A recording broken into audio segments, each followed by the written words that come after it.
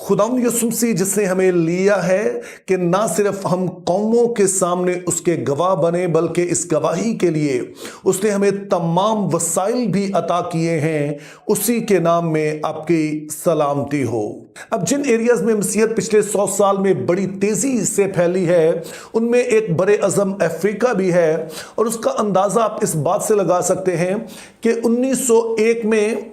Africa में मसीहों की तादाद सिर्फ 10% थी, यानी कि 100 में से सिर्फ 10 लोग थे जो कि मसीही कहलाते थे। लेकिन अगर हम आज की बात करें तो अफ्रीका में मसीहत का जो तनासुब है वो 50% है, यानी कि 100 में से 50 आदमी मसीही हैं। अब अफ्रीका में मसीहत को फैलाने में अगरचे के बहुत सारे लोगों का किरदार है, हर एक डिनोमिनेशन ने अपने अपने तौर पर काम किया, लेकिन एक शख्स जिसका मैं आज जिक्र करना चाहता हूं वो रेनहार्ड बोंके हैं। तो आज मैं इनका जिक्र इसलिए कर रहा हूं कि जो आज 7 असूल में आप तक रूल कुस के हवाले से पहुंचाने जा रहा हूं वो रेनहार्ड बोंके की तालीमात से अक्स किए गए हैं। तो इस तरह से जो असूल आज आप सीखने जा रहे हैं, एक तरफ तो ये बाइबल बेस्ड हैं, लेकिन दूसरी तरफ एक ऐसे शख्स की तरफ से हम तक पहुंच रहे हैं जिसने खुद इनको तजर्बा किया और उसकी खिदमत के वसीले से अफ्रीका में एक बहुत बड़ी तादाद में लोग मसीह के पास आए हैं। तो रूल कुद्स की नेमतों के हवाले से जो पहला असूल आपने याद रखना है वो ये है कि रूहुल कुद्स की नेमतें खेलने के खिलौने नहीं हैं, बल्कि ये औजार हैं ताकि हम यीशु मसीह की बेहतर खिदमत कर सकें।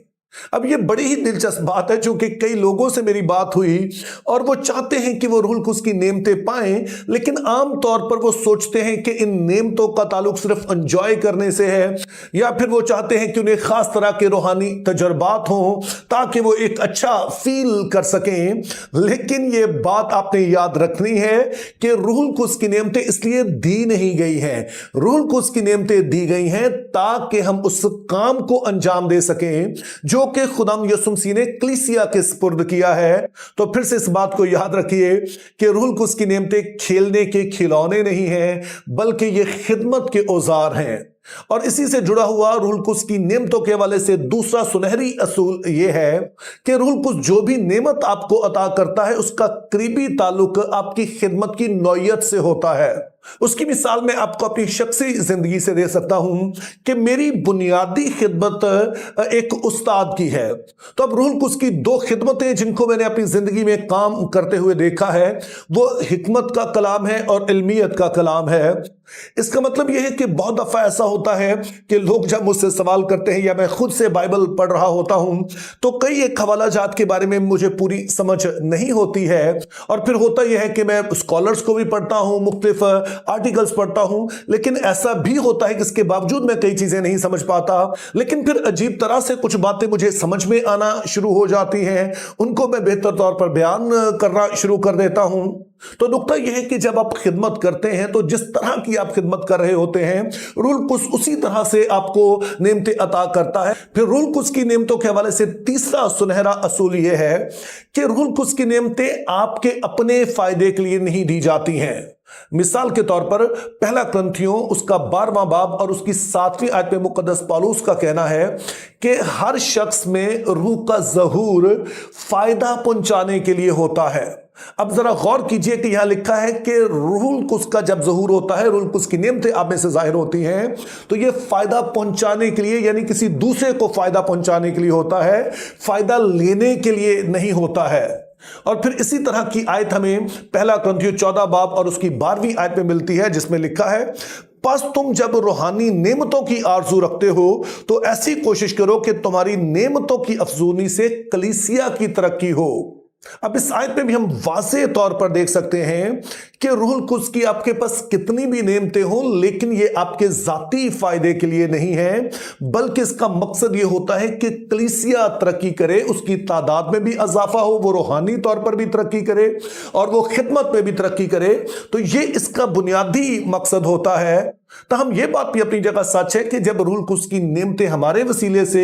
जाहिर होती हैं और लोग इससे मुस्तफीद होते हैं तो उसका फायदा फिर हमें भी पहुंचता है। जैसे कहा जाता है कि सैराब करने वाला खुद भी सैराब होगा, लेकिन नुक्ता यहां पर यह है कि रूहुल कुद्स की नेमतों की आरजू हम इसलिए ना रखें कि हमें फायदा पहुंचे, बल्कि इसलिए कि हम कलीसिया की तरक्की का बायस बन सके। और फिर रूल कुछ की नेमतों के हवाले से चौथा असूल यह है कि रूल कुछ की नेमतें कोई मेडल्स नहीं है। अब आप जानते हैं कि जब किसी शख्स को कोई मेडल दिया जाता है, जैसे गोल्ड मेडल होता है, लोगों को दिया जाता है, तो वो उनकी कारकर्दगी की बिना पे दिया जाता है। यानी कि अगर कोई स्टूडेंट है और उसने बड़ी मेहनत की है, उसने हाईएस्ट मार्क्स लिए हैं, तो फिर उसकी इस कारकर्दगी की वजह से उसे वो मेडल दिया जाता है।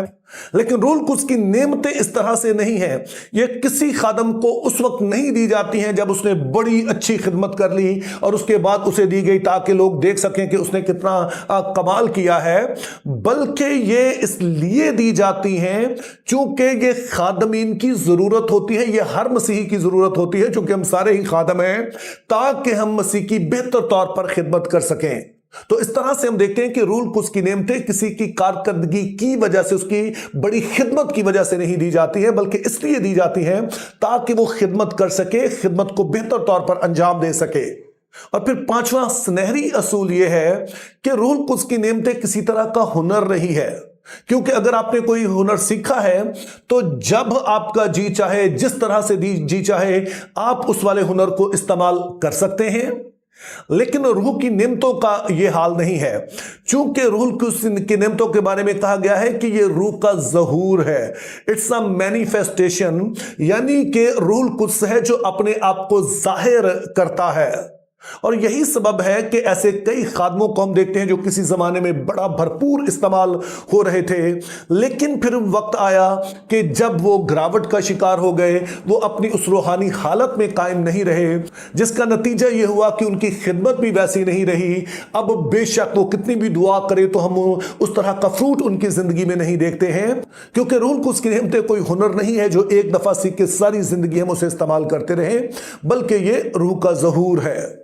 इसी से जुड़ा हुआ फिर छठा सुनहरा असूल यह है कि रूह कुद्स की नेमतें हमारी मर्जी से ऑपरेट नहीं करती हैं। यानी कि ऐसा नहीं होता है कि अगर हमारे पास कोई नेमत है तो हम कहें जी हमने फलां शख्स को शिफा देनी है, फलां शख्स को शिफा नहीं देनी है, फलां शख्स को समझाना है, फलां शख्स को नहीं समझाना है, बल्कि जैसा हमने देखा कि ये रूह कुद्स का ज़हूर है और रूह कुद्स अपनी मर्जी से अपने आप को जाहिर करता है। तो इसलिए मैं खास तौर पर खादमीन से ये बात कहना चाहता हूं कि कई दफा हम इस तरह से बात कर रहे होते हैं जैसे हम रूह कुद्स को कोई हुक्म दे रहे हैं कि वो ऐसा करे, तो ऐसा नहीं होता है। रूह कुद्स हमारा खादम नहीं है, हम रूह कुद्स के खादम हैं।